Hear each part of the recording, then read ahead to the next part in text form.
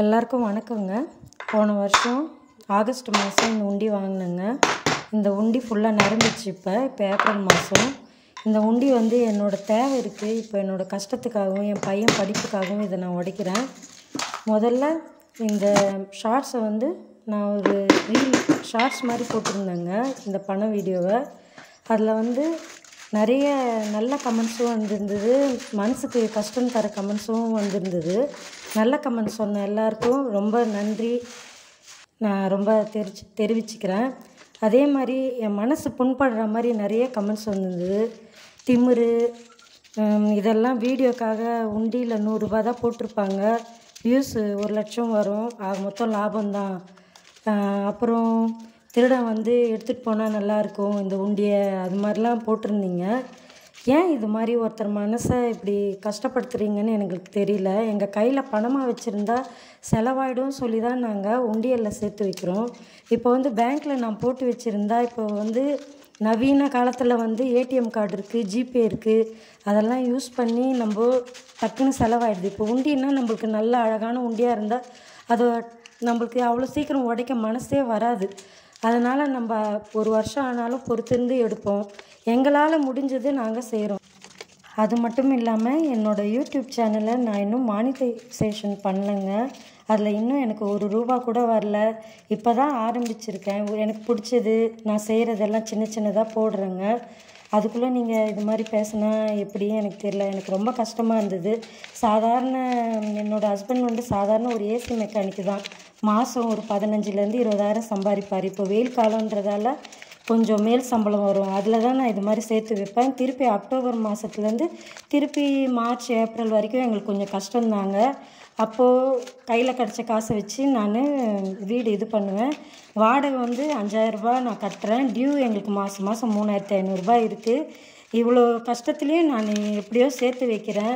எங்கள் அம்மா அப்பா எப்போயாவது என் கஷ்டத்துக்கு எதனா கொடுப்பாங்க, அதுலேயும் மிச்சம் இது பிடிச்சி நான் எதனா போட்டு வைப்பேன். ரொம்ப நான் செலவெல்லாம் பண்ண மாட்டேங்க. ட்ரெஸ்ஸுக்கோ வேறு ஆடம்பர செலவுக்கோ எதுக்கும் நான் பண்ண மாட்டேன்.